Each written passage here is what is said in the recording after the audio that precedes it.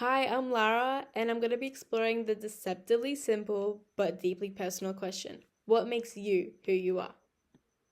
When I first learned about what defines me, my instinct was to say it's probably my experiences and relationships, the things that I've been through, the people I've connected with, and the memories I've made over time.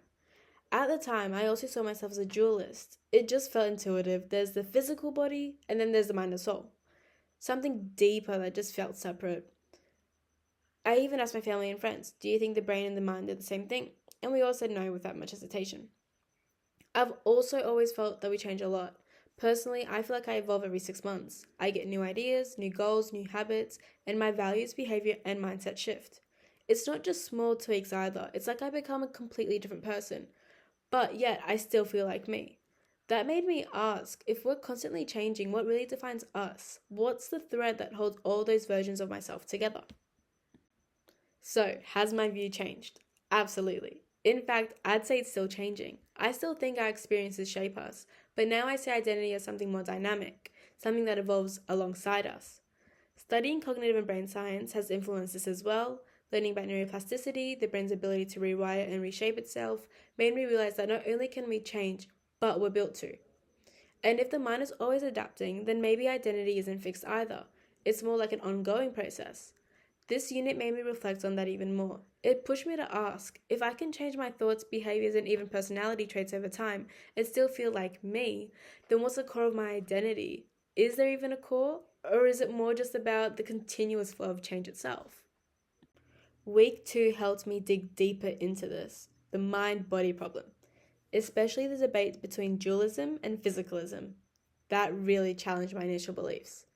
As I mentioned, I started as a dualist.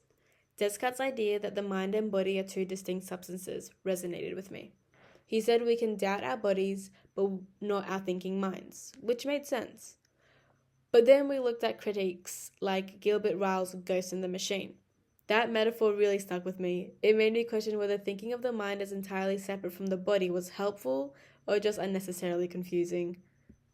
Ryle argued that dualism makes a category mistake. It's like assuming that because you can describe all the parts of a car, like the engine, wheels, seats, there must also be a separate carness floating above them. In the same way, he says dualists treat the mind like some spooky, invisible passenger riding around in our bodies, when really what we call the mind might just be a way of describing certain kinds of behavior, thoughts, and experiences that are already embedded in the physical body. That idea made me pause and reconsider how I was separating the two, and whether identity might be more about how mind and body interact rather than how they differ. Physicalism offered a more structured perspective, the idea that mental states are entirely the result of physical processes in the brain. It challenged me to consider identity as something grounded in biology, shaped by the complex workings of neural activity and brain chemistry, which works really well with my degree. But then I hit the Mary's room thought experiment. If Mary knows all the physical facts about color but has never experienced it, then something more than physical facts must be involved. That really stuck with me. And I have to mention Descartes' idea that the mind and body interact via the pineal gland. As someone who did the neuroanatomy unit, I honestly found that pretty funny. We now know it helps regulate melatonin and circadian rhythms, not quite the seat of the soul.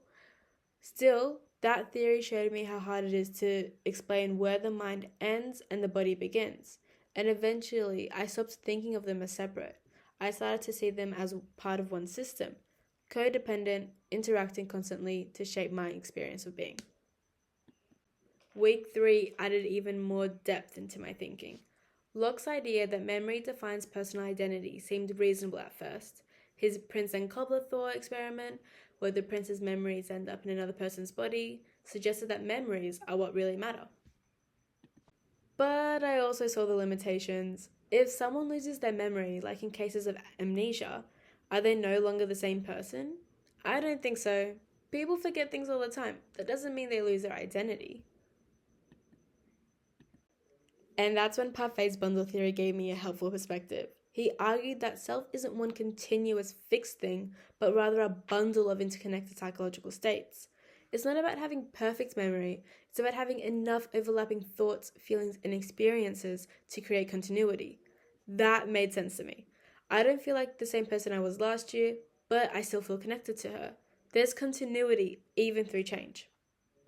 So now when I think about what makes me me, I don't imagine one solid, unchanging core, but I also don't think it's entirely physical or mental. Changing your appearance, your habits, or even your mindset doesn't erase your identity.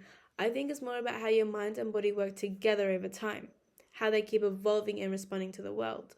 They're not separate, they're one and the same, and it's in that interaction, that process of change, that identity lives. So to sum up, I've started this unit thinking identity came from experience, and I saw myself as a dualist. But through the unit, I've come to see identity as fluid, shaped by the mind and body in constant interaction. There might not be a clear answer to what makes you who you are, but reflecting on it has made me more aware of how I've changed, and how that change is part of who I am. Thank you for listening.